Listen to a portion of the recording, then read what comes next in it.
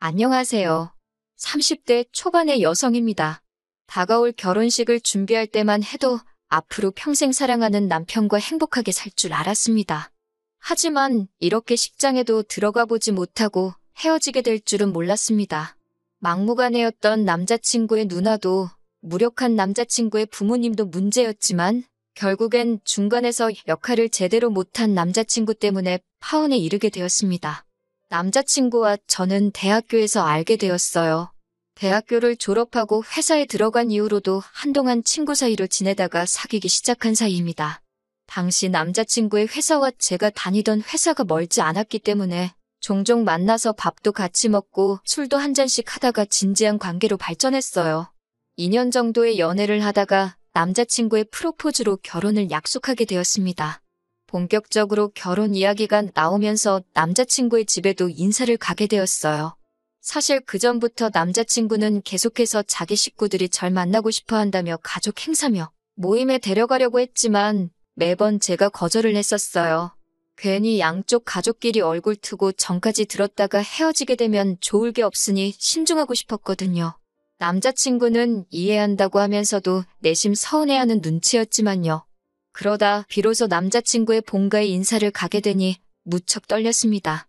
얼마나 긴장이 되던지 남자친구 어머니께서 좋아하신다는 케이크와 꽃바구니를 준비하여 집으로 향하는 내내 입안에 침이 다 마르더라고요. 남자친구는 그런 저를 보고는 두 분 다 정말 좋은 분들이라며 걱정하지 말라고 했습니다. 그러면서 자기 부모님은 원래 시장에서 작은 과일 가게를 하셨는데 근처에 대형마트가 들어온 이후로 점점 손님 수가 줄어서 결국 작년에 정리하셨다는 이야기를 해주었습니다.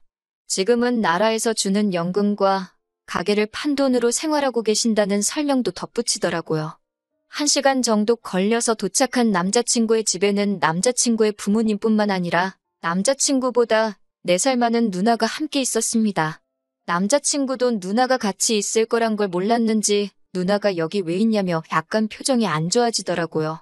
남자친구의 누나는 내가 부모님 집에도 뭐가 있냐며 받아쳤고 남자친구는 더 이상 아무 말도 하지 않았습니다. 남자친구가 누나의 눈치를 보는 듯한 느낌을 받았지만 제가 나설 자리는 아닌 것 같아서 아무 말도 하지 않았어요. 남자친구와 같이 거실에 앉아 있는데 어머님께서 저에게 같이 점심을 준비하자 하셨습니다. 저희더러 오라고 하신 시간이 1시였기에 솔직히 제가 식사 준비를 도와야 할 거라고는 생각하지 못했습니다. 당혹스럽기는 했지만 결혼 이야기가 오가는 사이니 그 정도는 말씀하실 수도 있겠다 싶어서 기쁜 마음으로 도와드리려는 찰나였어요. 그런데 남자친구의 누나가 부엌으로 오더니 요즘 사람들은 1시에 오란다고 진짜 1시에 오나 보다며 한 30분 정도는 일찍 오는 센스가 없다고 타박을 하더라고요. 당황스러워서 제가 하던 일을 멈추고 고개를 들어 신우를 바라보니 저를 힐끗 쳐다보고는 방으로 쏙 들어가 버렸습니다.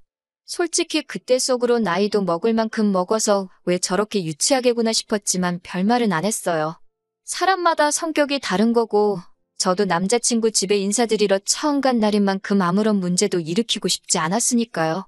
그래도 남자친구의 어머니께서 저희가 온다고 불고기도 재워두시고 잡채도 해놓으셨더라고요. 점심 식사를 위해 모두가 식탁에 모였고 제가 잘 먹겠다고 인사를 했습니다. 그러자 남자친구의 누나는 뭐가 또 마음에 안 들었는지 어머님께 얼마나 대단한 사람들이 온다고 이렇게까지 했냐고 빈정거리더군요. 그런 모습을 보고 있자니 저는 솔직히 남자친구의 누나보다 가만히 참고 있는 다른 가족들이 더 이해가 안 되었습니다.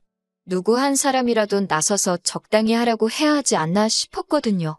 마음 같아선 저라도 나서서 남자친구 누나에게 한마디 쏴붙이고 싶은 심정이었네요. 이미 남자친구가 저에 대해서 많은 이야기를 해두었는지 남자친구 부모님께서는 어려운 질문을 하지는 않으셨습니다. 지금이라도 만나게 돼서 반갑다며 다 같이 잘 지냈으면 좋겠다는 덕담이주의 대화가 오고 갔어요. 서로 이해해주고 배려해주고 참아주면 못 이겨낼 역경이 없다고 말씀하셨는데 그때는 그게 정확히 무슨 의도로 하시는 말씀인지 몰랐기에 참 듣기 좋게 들렸습니다. 그런데 이번에도 문제는 남자친구의 누나였어요. 고개를 돌리거나 시선을 다른 곳으로 향할 때마다 남자친구의 누나가 저를 쳐다보고 있는 시선이 느껴졌어요. 그러다 저와 눈이 마주치면 남자친구의 누나는 바로 고개를 돌리고 다른 곳을 보는 척했지만 기분이 영 좋지 않았습니다. 계속해서 저를 위아래로 훑어보는 기분이 들었거든요. 그러더니 뜬금없이 남자친구 누나가 저에게 한 달에 얼마나 버냐고 물어보더라고요. 월급이라는 게 개인적인 정보인데 솔직히 말해주기가 그래서 제가 멋쩍은 웃음을 지어 보이니 윗사람이 물어보는데 왜 말을 안 하고 실실 웃기만 하냐는 거예요. 어이가 없어서 결국 제가 무슨 말을 그렇게 하시냐고 따지니까 어머님께서 언니를 끌고 방으로 가시더군요. 남자친구는 안절부절 못하며 저에게 그냥 이야기해주라며 별것도 아닌데 자기 누나랑 날 세우지 말라고 그러고요. 이제 보니 온 가족이 남자친구 누나에게 절절매고 있던 거지요. 안에서 약간의 고성이 들리더니 다시 언니가 방에서 뛰쳐나와서는 자기 질문 안 들리냐고 저에게 얼마 버냐고 소리를 지르더군요. 순간 저도 벙찌고 화도 나서 한 달에 400 번다고 똑같이 소리를 질렀습니다. 사실 300에서 450 왔다 갔다 하는데 보통 400이라고 말을 하거든요. 아무튼 신우는 잠깐 말을 않고 있더니 너가 그래서 지금 뭐라도 되는 것 같냐고, 그래서 지금 자기 앞에서 콧대 높은 척하는 거냐고 말도 안 되는 억지를 썼습니다. 도저히 남자친구 언니의 짜증을 받아낼 재간이 없었던 저는 남자친구에게 그만 가자고 했습니다. 솔직히 미친 여자가 있다면 바로 저 언니다 싶었으니까요. 집 밖으로 나오자마자 저는 남자친구에게 도대체 이게 무슨 상황이냐고 따졌어요. 내가 비록 당신 식구들에게 인사를 드리러 온 상황이긴 하지만 당신 누나가 무슨 자격으로 나를 이렇게 함부로 대하냐고요. 저희가 사귀는 2년 동안 한 번도 큰 소리가 난 적 없었는데 그날만큼은 저도 참을 수가 없었어요. 남자친구는 미안하다면서 자기 누나가 정신적으로 많이 아프다고 그러니까 한 번만 이해해달라고 절절매더라고요. 그러면서 남자친구가 언니의 과거에 대해 이야기를 해주었습니다. 자기 누나가 별거를 하게 된 이유는 바로 남편 몰래 채팅으로 다른 남자를 만나다가 들켜서라고요. 언니가 그 남자랑 살고 싶다면 남편에게 이혼해달라고 빌었지만 언니의 남편은 언니를 집에서 내쫓기만 했을 뿐 이혼은 안 해준다고 그랬답니다.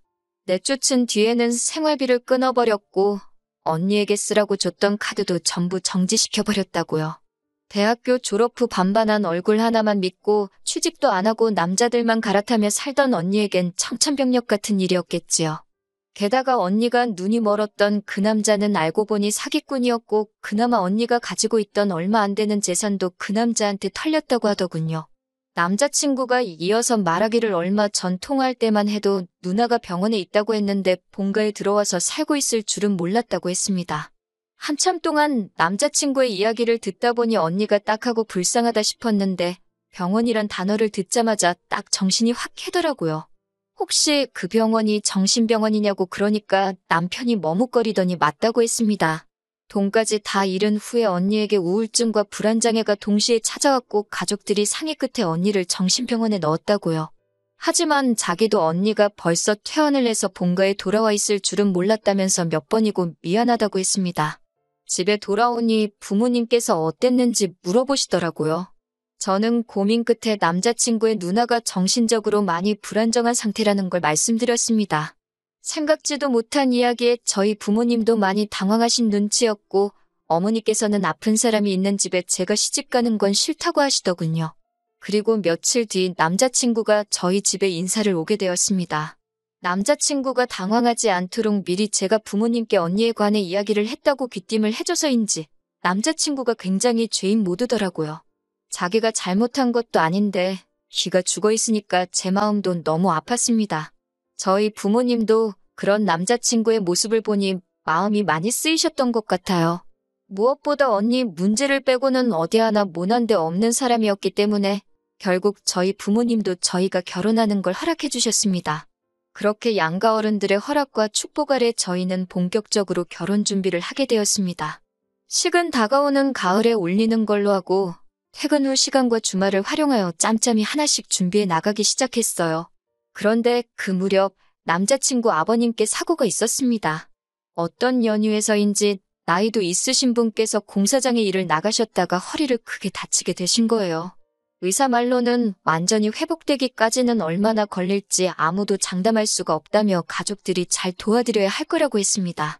말수는 많이 없으셔도 늘 인자하고 따뜻한 눈으로 저를 봐주시던 예비 시아버지께 그런 일이 생기니 얼마나 속상하던지요. 저는 남자친구에게 왜 아버님이 그런 일까지 하시도록 내버려뒀냐고 하니까 자기도 분통이 터진다면서 이게 다 언니 때문이라고 하더군요.